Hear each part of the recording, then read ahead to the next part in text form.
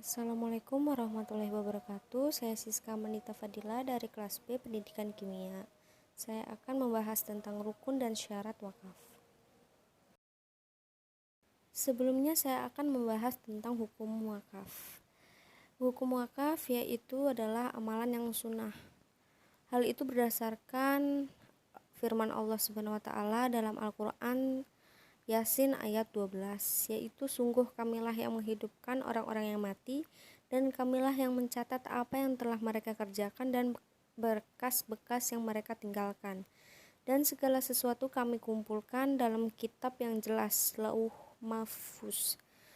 Dari ayat ini Syekh Prof. Dr. Khalid bin Ali Al-Musyaikih berkata, di antara bekas yang ditinggalkan oleh orang yang telah wafat adalah wakaf. Sehingga secara umum wakaf juga termasuk dalam bentuk tolong-menolong dalam kebaikan dan ketakwaan, seperti dalam Quran surat Al-Maidah ayat 2, yaitu dan tolong-menolonglah kamu dalam mengerjakan kebijakan dan takwa.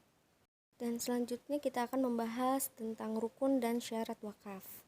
Ada 4 rukun dalam berwakaf, yakni orang yang berwakaf atau al-wakif, benda yang diwakafkan atau al-mauquf, orang yang menerima manfaat wakaf atau al-mauquf alaihi, dan terakhir lafaz atau ikrar wakaf, yaitu sikhah.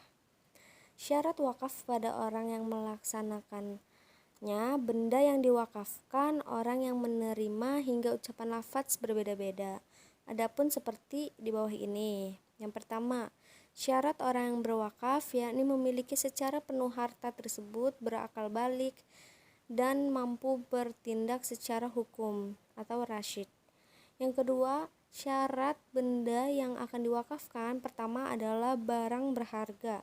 Barang yang diketahui jumlahnya dimiliki oleh orang yang berwakaf dan benda yang berdiri sendiri atau tidak melekat pada harta yang lain.